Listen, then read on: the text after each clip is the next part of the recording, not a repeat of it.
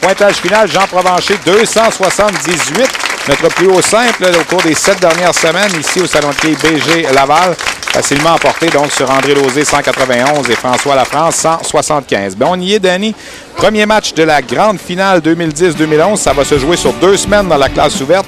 Pierre Laprise face à Marc-André Lauzé. Oui, Pierre qui a défait en demi-finale Denis Rousseau et Jean-François Consigny. Et de son côté, Marc-André qui a défait Daniel Racicot et Roger Charret. Alors, le pointage de cette semaine plus le pointage de la semaine prochaine fera foi de tout.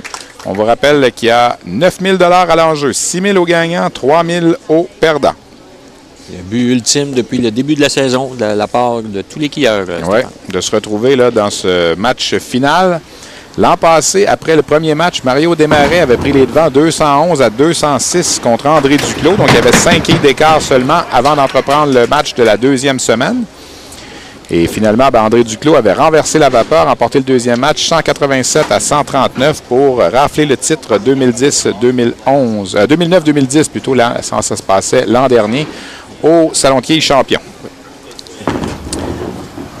Évidemment, le but est de rester à portée de l'adversaire ou bien, évidemment, de s'en éloigner le plus rapidement possible. Mais si tu as à perdre le match d'aujourd'hui, c'est pas dramatique. L'important, c'est de ne pas le perdre, un peu comme André Duclos l'an passé. Il avait perdu par 5 points seulement là, le premier match de la finale. Pierre Laprise, lui, il y a 2 semaines, a roulé un match de 205 pour avoir le meilleur sur Denis Rousseau et Jean-François Consigny.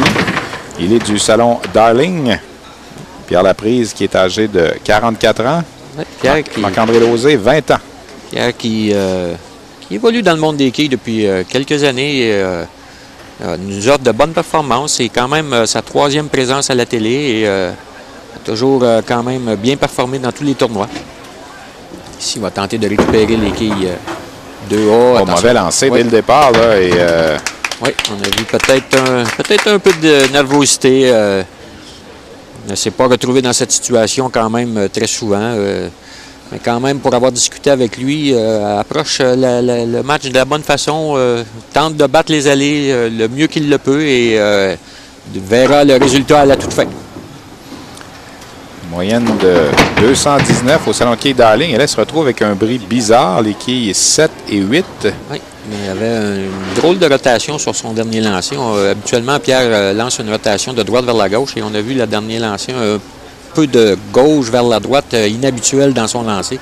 Et la boule est arrivée beaucoup trop au centre et les quilles 7 et 8 qui demeurent en place. Donc, on va tenter de récupérer. C'était bien tenté, mais pas facile, évidemment. De la façon, mais les probabilités sont très minces. Très, très minces, oui. Il faut vraiment l'effleurer seulement, la quille 8 et espérer qu'elle tombe sur l'allée et non dans le puits derrière. Presque à retardement de côté.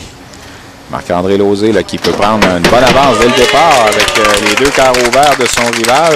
Oui, rappelons-nous que lors de sa première présence dans la classe ouverte, Marc-André avait eu beaucoup de difficultés sur l'allée 18 et c'est apporté des ajustements et depuis ce temps, beaucoup de succès sur cette allée. Un match de 177 dans le cas de Marc-André le 5 mars dernier, mais était revenu avec un 225 la semaine dernière. Le tir du côté gauche et non, la quille 1 n'a pas fait son travail. On a vu la quille 1, elle est allée appuyer un petit peu la quille numéro 9 derrière, mais n'a pas suffisamment pour la faire tomber. Donc, oui, fait à noter, Marc-André est un de ces joueurs qui, sur l'allée 19, tente de jouer la boule un peu plus lente pour arriver du côté gauche et faire réussir là-bas. Et sur l'allée 18, lance la boule un peu plus autoritaire. Il faut que la 1 se rende plus facilement, mais lorsque la boule est lente, plus souvent qu'autrement, ça doit être la quille numéro 5 qui fait tomber la 9, car la 1, très rarement, va se rendre. Alors, la semaine prochaine, pour notre dernière émission de la saison, on aura notre match junior chez les garçons 15-17 ans. En début d'émission. Il y aura la finale senior qui va mettre aux prises Denis Rousseau et Jean Provencher. Ça promet. Ça promet. De la façon dont Jean a joué aujourd'hui avec son match de 278. Denis Rousseau n'a qu'à bien se tenir. Et on aura évidemment le deuxième match de cette finale de la classe ouverte au total des 2 semaines entre Pierre Laprise et Marc-André Lauzé. Alors, Pierre Laprise, un premier rabat dans ce match au 18 et là, il vient de réussir un doublé. Donc, il tout de suite là, va combler un peu le retard qu'il avait pris à la suite de ses 2 premiers carreaux. Bonne façon de revenir après 2 carreaux un peu difficiles de la part de Pierre. Erreur non provoquée au premier carreau et au deuxième carreau, un mauvais bris. Alors, comme je le mentionnais un peu en introduction d'émission, c'est comme si ces deux joueurs, on leur demandait de jouer un match de 20 carreaux. D'une certaine façon. Là. Un petit peu mince dans le cas de Marc-André, donc... Marc-André qui a propulsé la boule un peu trop du côté droit dès le départ, et on a vu que celle-ci n'a jamais eu le temps de revenir suffisamment à la droite de la quille numéro 1 pour lui donner la balle. Marc-André Lauzé qui... beaucoup quand même. Beaucoup de vécu, oui, il s'en tire bien. Hein. Beaucoup de vécu quand même s'il n'a que 20 ans, là, a déjà remporté la Coupe André Morissette. Oui. Il l'a remporté comme joueur qualifié, si je ne m'abuse. Il ne faisait pas partie du circuit régulier, il devait se qualifier à chaque tournoi, à chaque présence. Alors ça, c'est tout un exploit. C'est tout un exploit de la part de Marc-André lors de la première année. Même un des meilleurs exploits de Marc-André, la première série des Pro Déquilles à RDS, avec à peine à l'âge de 16 ans, avait réussi à se qualifier pour la série à la télévision. Ouais. Et lorsqu'on parle du circuit des Pro Déquilles, on parle quand même probablement des 25 à 30 meilleurs joueurs de la province. Donc, Marc-André qui, dès son jeune âge, a réussi de beaux exploits. Oui, parce que cette première série-là, c'était en 2004-2005, donc ça fait quand même 5 ans. Alors, il y avait 15 ans? Non, tu as raison, Stéphane. C'était pas la première année. Non, c'était pas la première année, c'était la deuxième année. C'est l'année à laquelle moi aussi je m'étais qualifié et que j'avais remporté contre Christian Boyer. Tu as raison, c'est la 2005-2006. Exact. Donc, on parle d'il y a quand même 5 ans. Alors, il était effectivement âgé là, de 15-16 ans. Là. Alors, Pierre Laprise, avec son doublé, là, va tripler maintenant, là, va prendre les commandes de ce match. Oui, on sent que Pierre est revenu dans ce qu'on peut dire, on peut appeler sa bulle. Son focus est au bon endroit et les 3 derniers lancers étaient parfaits. Et là, c'est la quille 5 qui est allé faucher la quille numéro 9 à droite. C'est Pierre qui, lui, évolue sur l'allée 19 du côté droit pour frapper à gauche, tout comme Marc-André. Eh oui, la quille 5 à nouveau qui a fait son travail. Alors, un quatrième de suite. Alors, on a égalité au quatrième carreau, 77 à 77. Mais Marc-André Lauzé n'a qu'une réserve en banque, alors que son rival, Pierre Laprise, a un doublé en banque. Vous voyez, 77 des deux côtés. Marc-André une réserve. Alors, se doit de réussir un abat là, pour garder l'écart à 10 quilles. S'il réussit un abat ici, il va avoir 10 quilles de retard. Bon lancer de la part de Marc-André. Non! La quille 1 est allée. Regardez, elle n'est même plus... Et si vous vous posez la question pour le règlement, là, il faut que le caoutchouc touche par terre. Exactement. Alors là, le caoutchouc ne touchait pas par terre. Regardez bien, là, surveillez la quille 1 avec le caoutchouc beige devant. Va s'appuyer sur la quille 8. Mais non, elle ne tombe pas. Elle n'est plus complètement à 100% par terre, mais elle ne tombe pas. Pointage de 9. Vraiment de malchance ici. Évidemment, là, comme c'est un match sur 2 semaines, il ne faut pas paniquer, il ne faut pas perdre la concentration, il faut aller récupérer les réserves. Rester patient. Patience est toujours de mise, Stéphane. Parce que si ça t'arrive à toi, il y a des chances que ça arrive à ton rival aussi. Exactement. On joue sur les mêmes allées. Alors, c'est sûr que ce n'est pas la même rotation de boules, c'est pas le même effet. Pas le même genre de lancer. Des fois, c'est pas le même genre de point de départ ou de trajectoire que l'on recherche. Mais on a vu le bris au deuxième carreau pour Pierre Laprise sur l'allée numéro 19. Là, avec la quille 7 et 8 debout. Là, on ne pensait pas de se retrouver avec ce résultat-là, 60 pieds plus loin. La balle qui est inscrite là, par Marc-André, c'est son premier là, en 5 carreaux. Ouais. Ça va lui faire du bien, ça, après 4 réserves de suite. Cette fois-ci, la quille numéro 5, encore une fois, qui a fait tomber la 9. Et... Alors, on a potentiellement, là, avec un doublé, le fameux 21 quilles de retard. Là. Qui serait présent. C'est plein? Oui, ça a fait le travail. La quille 7 qui a tombé. Donc, un 5e de suite pour Pierre Laprise qui est en commande de cette grande finale. On voit le lancer un peu plus dirigé vers la droite que la normale et on voit qu'elle revient vers le centre, mais quand même avec beaucoup de vélocité. Celle-ci est arrivée au bon endroit suffisamment rapidement pour... donner là-bas à Pierre. Alors, avec un autre abat ici, là, garderait son 21 quilles d'avance. Ici... Oh, pointage de 9. On va presque être à égalité, là. On va presque être à égalité avec ce tir. Oui. Si Marc-André réussit là-bas au 8e, on sera à égalité. Ouais.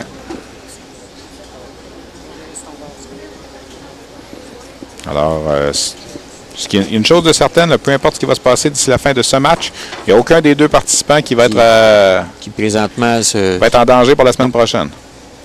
Bon, les deux vont être dans le coup. Oui, et les deux, attention, c'est bon. Oui, les deux vont avoir une performance au-delà des 200. Avec 156 au 8e, Pierre peut encore jouer 236 et c'est la même chose pour Marc-André. Les deux joueurs, s'ils terminent en abat, ils vont être à 236. On va voir ce qui va se passer. Le tir de Marc-André du côté droit, l'avant qui est inscrit. Voilà. Ouais, cette fois-ci, aucune hésitation pour la quille numéro 8. On a vu que la 5, la 1, tout s'est dirigé vers celle-ci. Et troisième abat dans le match en 8 carreaux. C'est bizarre les quilles, hein, parce que Pierre Laprise a 5 abats en 8 carreaux, Marc-André Lauzé en a 3, mais on est à égalité. À égalité. Tout dépend de la séquence, tout dépend où tu mets tes carreaux verts. Oui. Les 5 abats consécutifs de Pierre ont racheté ces deux premiers carreaux qui étaient des carreaux verts. Tire du côté gauche, la balle est inscrite. La balle est inscrite, on est presque à égalité dans ce match. Avec un abat ici, on serait à nez. Au terme carreaux. Ouais. On va revoir la réaction là, de Marc-André Lauzé qui, évidemment, est très démonstratif, très expressif. Là-bas qui est inscrit, la quille 1 qui fait le travail et surveiller sa réaction.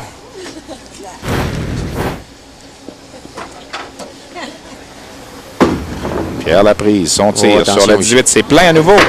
Ça en tire quand même bien, là. Ça en tire quand même bien avec les quilles 3 et 6 qui demeurent debout.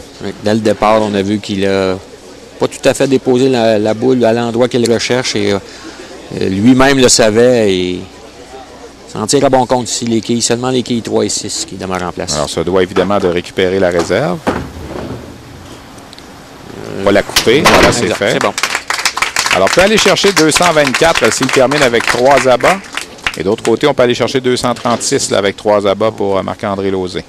Il reste seulement qu'une différence de 12 quilles seulement. Comme je le mentionnais l'an passé, après le premier match, il y avait une différence de 5 quilles seulement entre les deux finalistes, André Duclos et Mario Desmarais.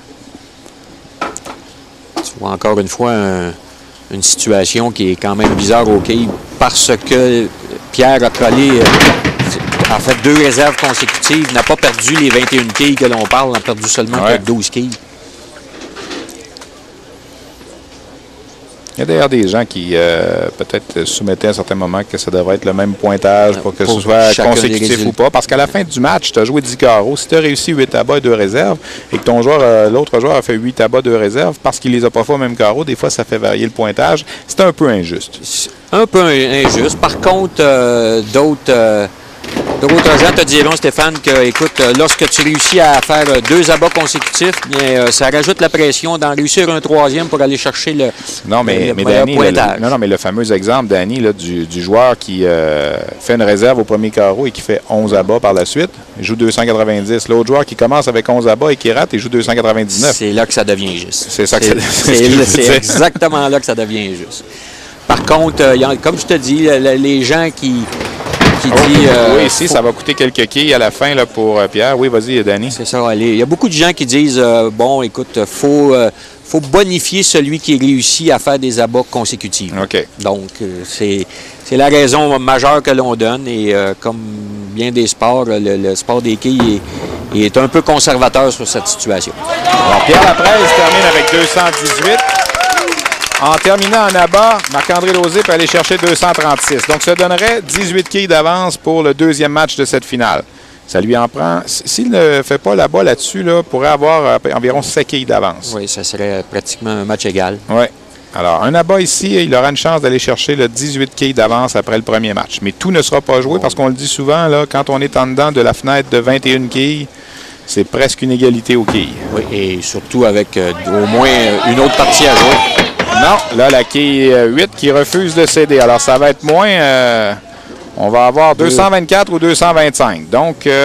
7 quilles ou 6 quilles. C'est ça. Si on récupère la réserve, ce sera 7 quilles d'avance. Si on ne la récupère pas, ce sera 6. C'est bien. Donc, peu. On va avoir une belle finale la semaine prochaine qui va se compléter entre ces deux joueurs. Donc, Marc-André Lauzé qui termine avec 225. On s'arrête pour une pause. Vous regardez Québec Quilles à l'antenne de RDS.